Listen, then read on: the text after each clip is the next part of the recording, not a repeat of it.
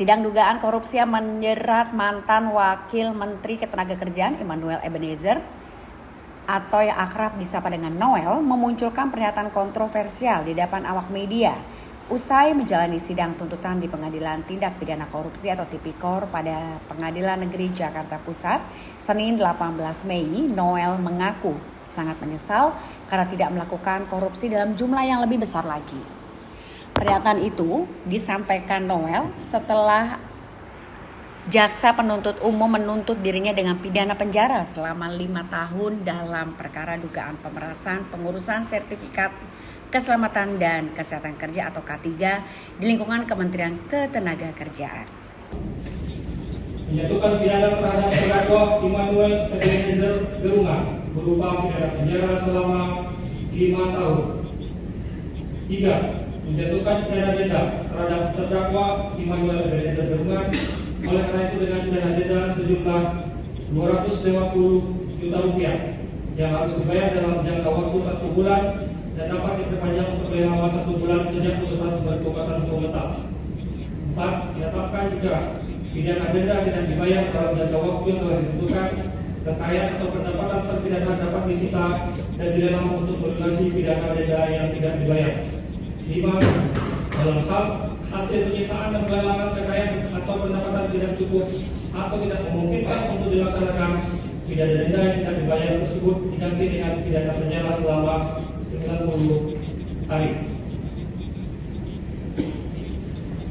6. Menghukum terdakwa Immanuel Ebenezer Gerungan untuk membayar uang pengganti sejumlah Rp4.435 juta dikurangi uang yang telah dikembalikan ke rekening perlambungan KPK sejumlah Rp3 miliar sehingga uang pengganti yang dibebankan kepada terdakwa Immanuel Ebenezer Gerungan sejumlah Rp1.435 juta. Dengan ketentuan, jika terdakwa tidak membayar uang pengganti dalam waktu 1 bulan sesudah putusan pengadilan telah memperoleh kekuatan hukum tetap, maka harta bendanya dapat disita oleh jaksa dan dilelang untuk menutupi uang pengganti tersebut.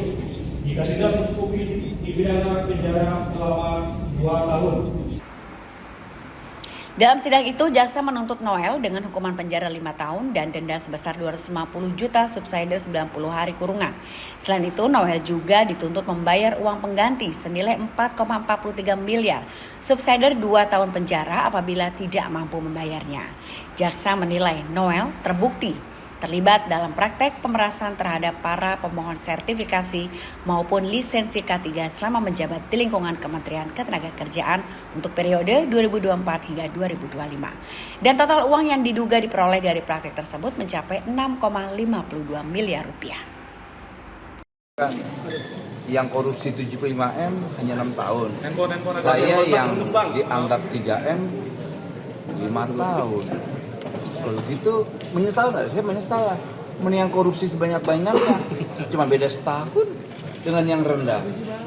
Kasihan juga tuh Pak Heri, cuma 4 miliar, hukumannya paling tinggi 7 tahun. Kan gila ini, saya bilang gimana sih hukum? Logikanya saya nggak ngerti ini cara berpikirnya. Gitu. Ya jujur aja, mau 4 tahun, mau 5 tahun. Dihukum 3 hari aja kita merasa kayak di neraka tuh, apalagi sekian banyak. Artinya saya bingung, kok kita punya kebijakan yang menguntungkan rakyat, lantas kemudian saya juga mengikuti arah perintah presiden, kan tidak ada kerugian negara, tidak ada yang saya curi duit rakyat 1 rupiah pun, gitu loh. Kalau artinya bakal mengajukan nota pembelaan atau ya pasti kita akan melakukan pembelaan lah ya. Semoga pembelaan saya ke depan ini bisa menjadi pertimbangan hakim. Kemudian juga ya saya tetap menghormati JPU yang sudah cukup maksimal bekerja. Apapun saya harus menghargai JPU. Tapi sayang sekali kok beda cuma setahun dengan yang lebih besar sih gitu loh. Bayangin dari antara semua kan paling kecil saya. Ada yang 4 tahun, ada yang 15 tahun, 42, ada yang 40 sekian miliar, ada yang 75 miliar. Saya cuma 3 miliar udah ngembaliin 5 tahun. Gitu loh. Lalu kan tidak terbukti semua, mana pengusaha yang saya peras. Lantas mana mobil mewah yang puluhan itu mana? Itu yang hasil pemerasan itu.